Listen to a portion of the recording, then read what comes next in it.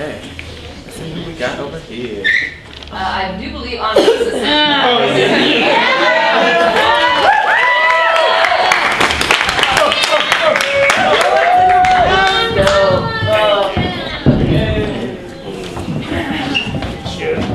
Alright, I wrote this one night. Hey, Oshani. Alright, so I kind of got to get back in the groove of it. Feeling a little too happy right now. For this poem anyways. Alright.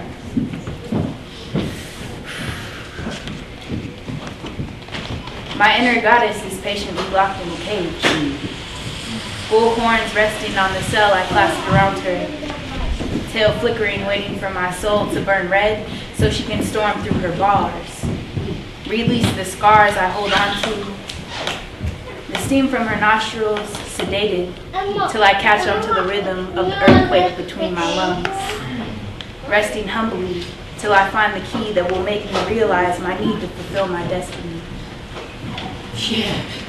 I am powerful, deep, spiritual, beautiful, strong. My voice is strong, but I've hushed my bull too many times.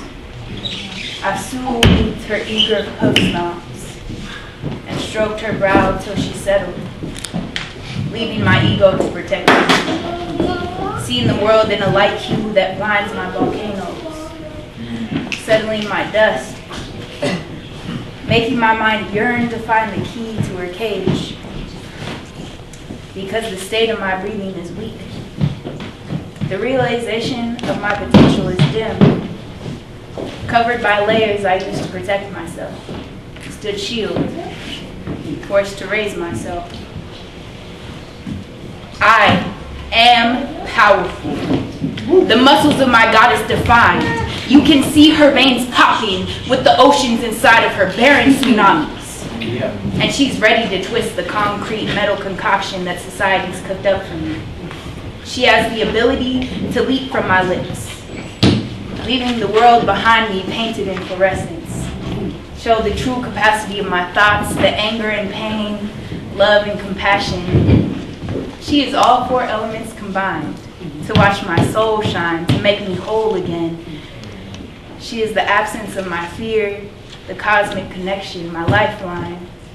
She's healed me, held me down to pump oxygen into my veins when I tried to drink it out. She knows my conditions and waits for the day, moment, minute I am prepared to let her free, to release her energy, and in that minute my spirit will hit full moon. I will feel the pull of her tides and realize that she is me.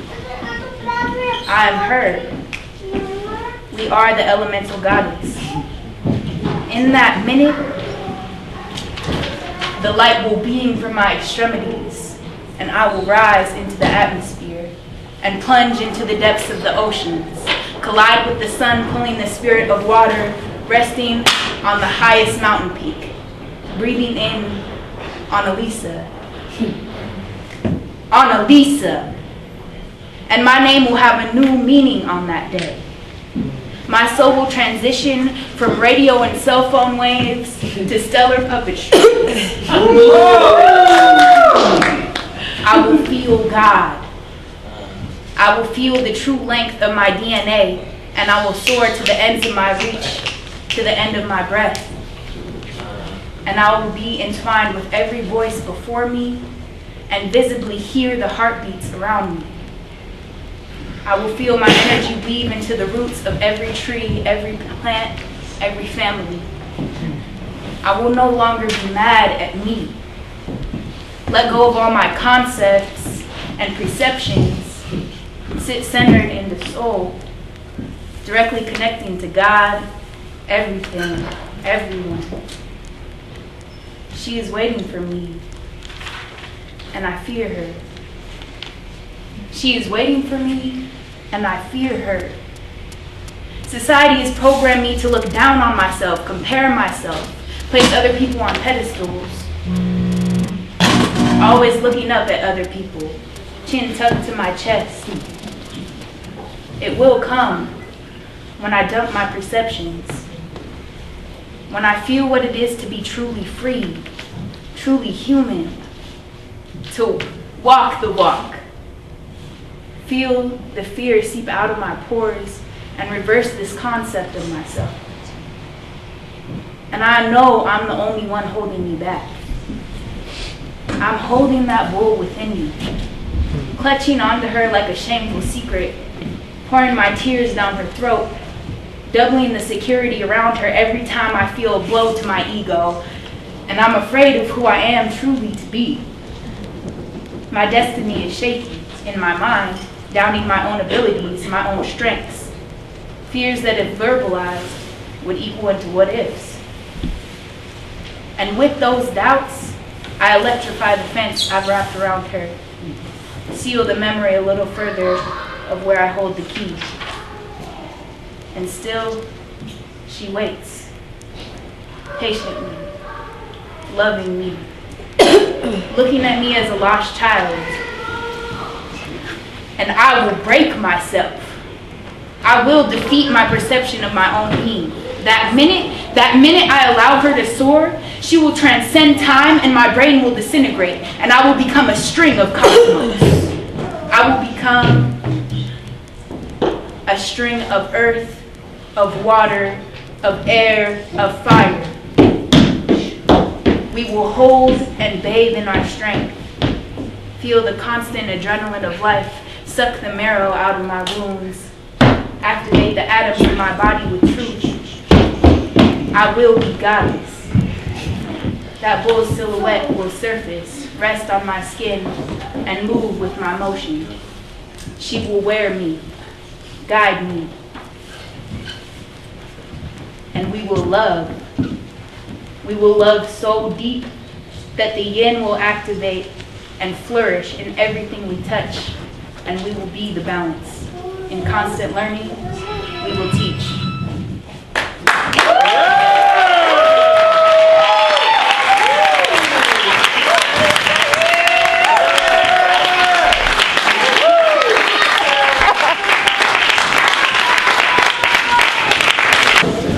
I'm looking to see if I can see Alan, because I was going to call him up next, but I don't see that.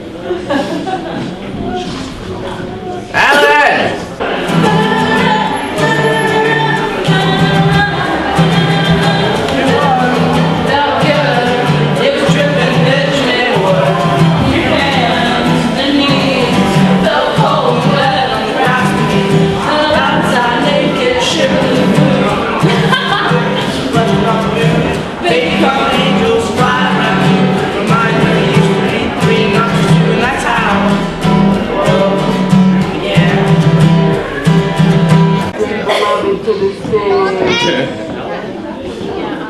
Bring beloved one. I will bring beloved one to the stage.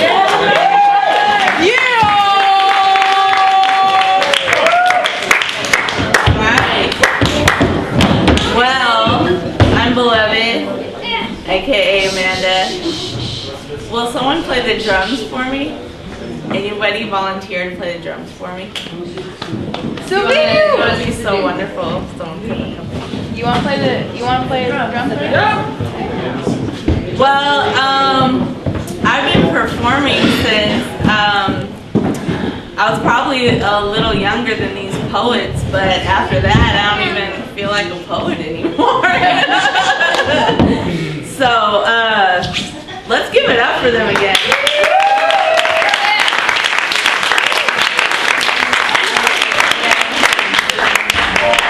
Thank you, Lika, for inviting me, and I'm just so grateful for this space. This is on,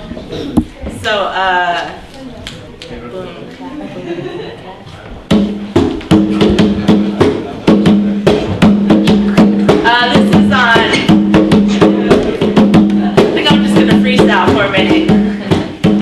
Yeah. Thanks to Lika, so glad to be here on the Lisa. You ripped it, tore it up. Now we're like, what? Have to pick the pieces up off the floor and put it all together so I can give you more. And I'm looking at a mural.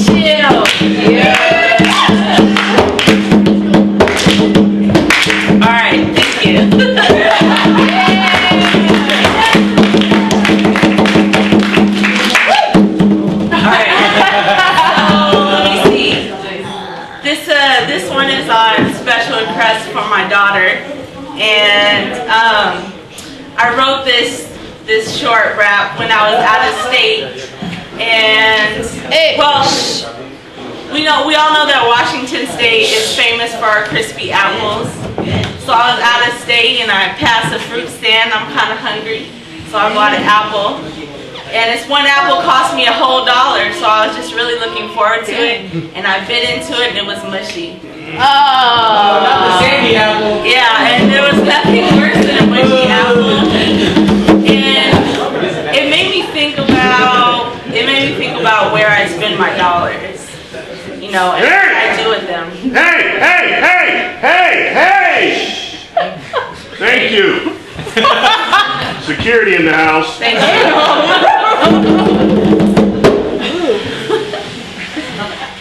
I work with kids, so I'm used to that. It made me think about where I spend my dollars and be more purposeful with that, and that's where this piece came out of.